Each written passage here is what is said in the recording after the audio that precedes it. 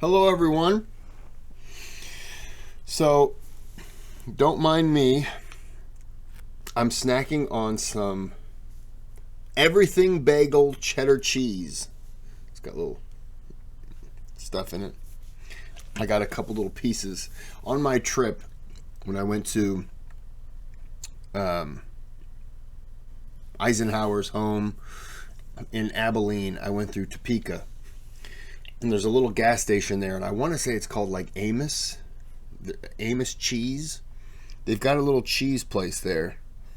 Damn it.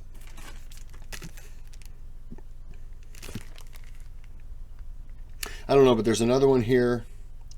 Wensleydale and blueberry cheese. And there's some big hunks of blueberry in there. That's pretty good. It crumbles really easy though. And then I got a dill. You can see the dill. So I'm going to be snacking on some cheeses while I'm watching. I'm going to watch. Well, for you, I'm just going to watch this one, but I'm going to watch all these, the rest of the series tonight. There's going to be more though. I just drank my Advent calendar beer. I've got old school hard seltzer with me, and then, Coke Zero. Video time.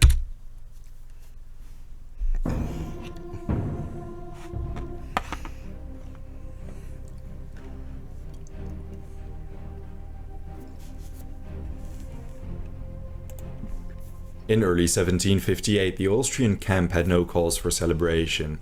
In September the year before, Prince Charles commanded up to 90,000 soldiers.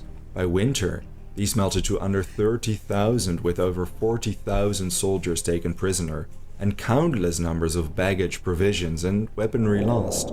Despite the enormous setback, loss of face, and the reluctance of their French ally to contribute any troops directly against Prussia, Maria Theresa was not ready to make peace just yet. Whoever hinted at making peace at court during that winter faced the tirade of Count Kaunitz, who considered Prussia's destruction his personal mission. After so many disasters in battle, Prince Charles was finally relieved of command. General Nadashdy, Zieten's worthy nemesis, retired in anger at the court intrigues. Marshal Daun replaced Charles. His army was augmented thanks to the massive conscription campaigns held in Hungary and Croatia, the favorable amnesty policy for deserters, and even prisoner exchanges with the Prussians. A pandemic and a harsh winter forced the Austrian army to be in a dire strait by spring 1758. It was not all doom and gloom for the Austrian Empress though. The Russian Empress was like-minded when it came to Prussia's destruction. After Marshal Apraksin's withdrawal from East Prussia at the Battle of Gross-Jägersdorf the year before, she ordered his court-martial, and she appointed General Firmer in his place. By midwinter January 1758, the Russian army crossed into East Prussia. Generously subsidized, Firmer's army numbered 80,000 by spring. His goal was to seize Brandenburg or even Silesia. Britain was meant to send a fleet to the Baltic against the Russians, and soldiers to Hanover to strengthen the Western Front. In the event, they did neither. Instead, Frederick learned of Firmer's advance in the duchy, while simultaneously receiving news from France that King Louis did not want to open any negotiations. Whereas Austria's army was in poor condition, Prussia was arguably in a worse state.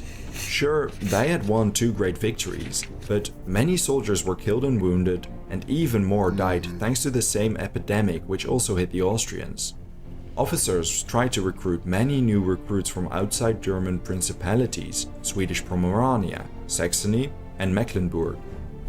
Prussia's finances were nothing to write home about either. 1757 had cost Prussia around 31 million thaler. To subsidize the New Year's worth of campaigning, Frederick launched a campaign to squeeze Saxony, impose forced loans on Breslau merchants and Jesuit institutions, And of course, England subsidized him with another 5 million. I was just about to ask, was there anyone that Prussia could turn to? Because I thought England was on their side. UK. Apologies.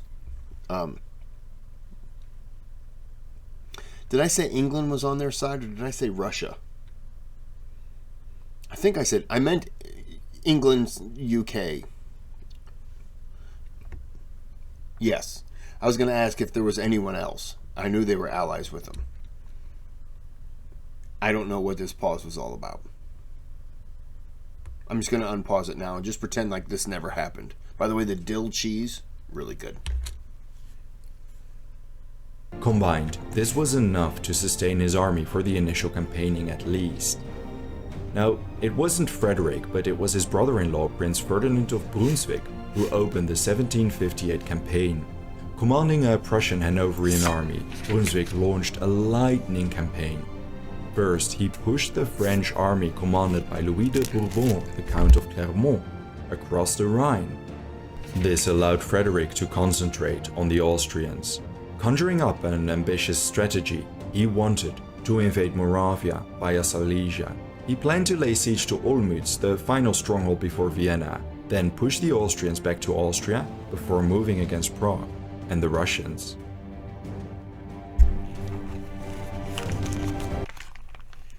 This is really TikTok good. made me do it. If you use TikTok, you might have seen videos like these recently claiming that the combination of L-tyrosine and B vitamins. I have to say this again. I believe it's Wensleydale and blueberries. Cheese. Oh, it smells like blueberry. Most of the time you don't really smell it as much. I mean, if anyone out there has had it or gets a chance to try it, it's really good. It crumbles really easily. This is, oh damn it. So I'm holding a piece. It's crumbling in my lap. It has an amazing. I'm not I suddenly just became a food channel. I apologize. I'm talking with food in my mouth. It has a typical cheese taste, but the blueberries make it extremely sweet.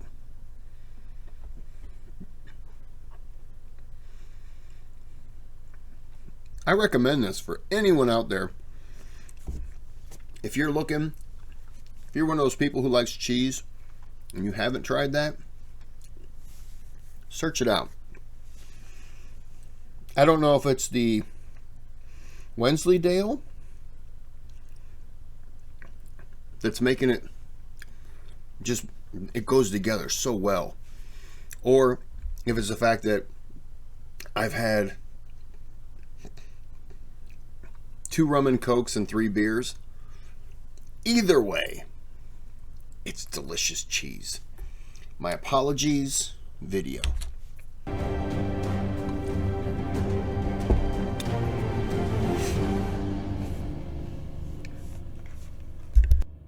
In April, Frederick collected half his army and embarked on a march towards Neisse.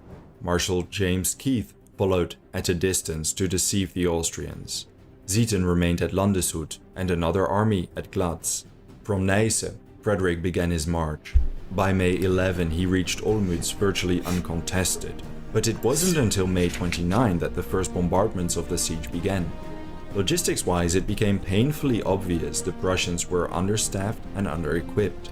The fortress was stocked up on food and ammunition, with solid walls garrisoned by 8,500 energetic defenders and 324 guns. Frederick's hope was for the Austrians to attempt to relieve the city. He would force Daun into a large battle, where he would hopefully beat them, seize Olmütz, and become an acute danger to Vienna. In the event, none of these things ever happened. Daun was slow to march to Olmütz's relief, but that was no bother, for the Prussians quickly ran behind on schedule. Frederick hoped to own the fortress by mid-June. But the second delivery of big guns only arrived around that time. By late June, the supply line issues became painfully obvious, and dawn was closing in. Frederick was none the wiser thanks to the protective screen of Austrian irregulars preventing any scouting outposts.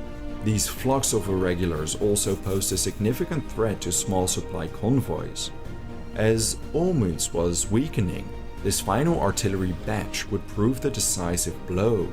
Surely one large column, well defended by many soldiers, was safer for transport than all the small columns subject to constant harassment. Frederick began organizing the logistics for such a convoy to depart. And intelligence reached the Austrians of the plan, but frankly, the column was enormous to the degree the Austrians could not have missed it. 4,000 wagons filled with ammunition, weaponry, provisions, gunpowder, and large artillery, escorted by 8 battalions of infantry. Major General Gideon von Loudon embarked to intercept it. Frederick, suspecting the convoy was a prime target, dispatched Zieten to defend it as well.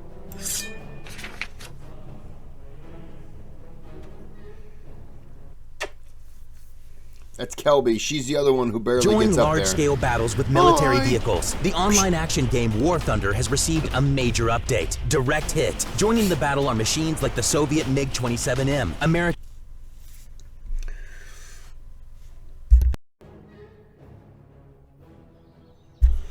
The Prussian convoy departed from Bauch on the morning of June 28. Besides 4,000 wagons, 2,500 head of cattle traveled along as well, protected by nearly 11,000 soldiers, 1,341 cavalry, and 8 infantry battalions, mainly comprised of levied recruits and recently recovered veterans. Why all the cattle? Is this a resupply line? Is that the word? Resupply? Have I been drinking too much to understand what I'm trying to say? I think so. The column's total Yeah, because the wagons, 4,000 wagons, 2,500 head of cattle, they've got to be resupplying someone.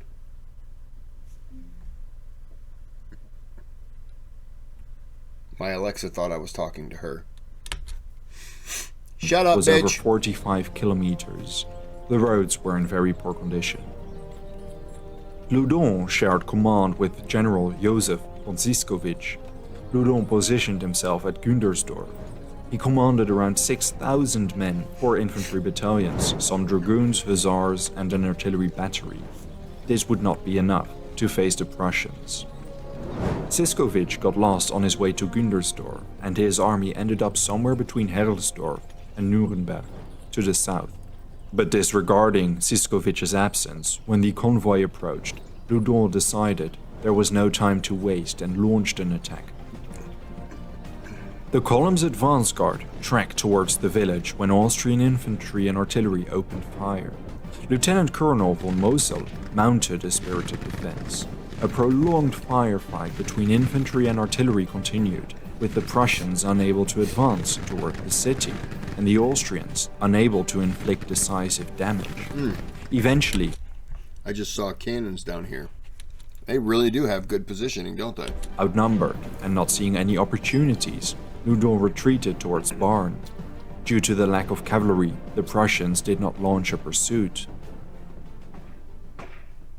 After a few hours, Zieten arrived with his corps. Reinforcing the column, they took their time to repair the damage. They outnumbered Loudon after all. On the morning of June 13, they re-embarked on their march, confident they would repel Loudon's attacks, since he did not outnumber them. But in the background, the Austrians had prepared a second attack. Ziskowitz, who got lost in the woods, finally took position between Herlesdorf and Nuremberg. Sprinkled with hills and woods, it was ideal for his infantry to hide. Loudon moved to the south from Barn. When the Prussian vanguard of nearly 5,000 soldiers and 250 wagons passed, Ziskowitz ordered his men to lay dormant. The main body following was their prime target. Once the vanguard of the army passed, the artillery on the hills opened a deafening volley of fire. South of Neudorfel, Battle cries shook the main Prussian column. Artillery lit up the column while Austrian infantry launched volleys of fire. Prussian infantry defending the baggage train hastened to protect whatever they could. Savage fighting broke out. The Prussians fiercely resisted, but then, on the other side of the convoy, they heard a terrible sound. From the north, Loudon descended on the Prussians. Ziethen's corps manned this part of the line, and his hussars launched a countercharge against Loudon's soldiers. Heavy combat broke out, but the panic was too widespread. Despite a spirited defense, Ziethen's cavalry was bested, and the entire convoy deteriorated into a rout. Upon seeing the carnage to their north, the Prussian infantry fighting Siskovich broke as well. I said in another video, all it takes, this group right here, all it takes is one to turn, and then they turned. And I'm not saying they saw them, but they turned. But they saw them, and this group down here probably realized, oh, yep, it's time to run. I have a question. What happened to the 2,500 cattle? Like, where would they be represented on this?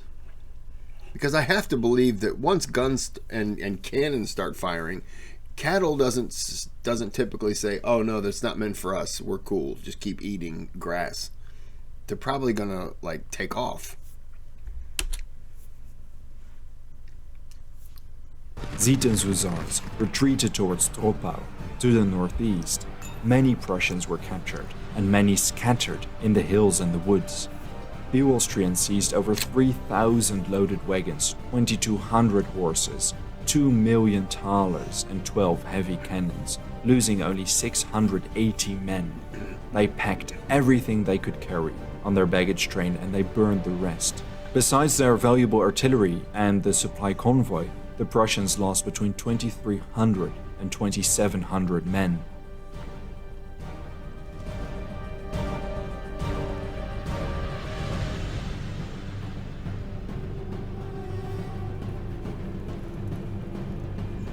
Yeah. Of the 250 wagons in the vanguard, only 100 reached Olmütz by midnight. Besides the wagons, remnants of battered infantry battalions and a handful of cavalry squadrons arrived.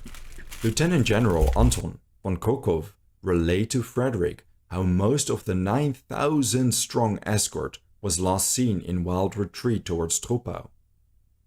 Frederick received the news with commendable stoicism.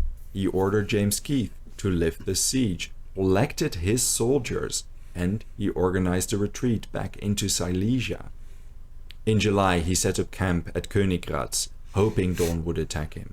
But the Austrian Field Marshal knew the Russian threat was approaching in the east. He did not need to wage battle against Frederick now, with Olmütz safe from any Prussian threat. Dawn's patience would be rewarded soon enough when the enormous allied Russian army arrived. The Battle of Zorndorf drew near, one of the most iconic battles of the entire 7 Years' War. Thank you so much. That's pretty good. I apologize to some people if my eating cheese bothered you. I gotta say this. The French, they like cheese. I understand. Cheese is delicious. Alright, I have some champagne cheese I'm going to break out for the next video, which if you watch the next episode of the Prussian series, I will be eating. I'll even tell you I'm going to eat it. But until then, I've been drinking a lot, so I got to go tinkle. Papa's got to tinkle in the toilet. So, I'm going to end the video here. Like and subscribe. Otherwise, everyone hates your family, and Christmas won't come because your house will be on fire. Yeah, I feel good about that one.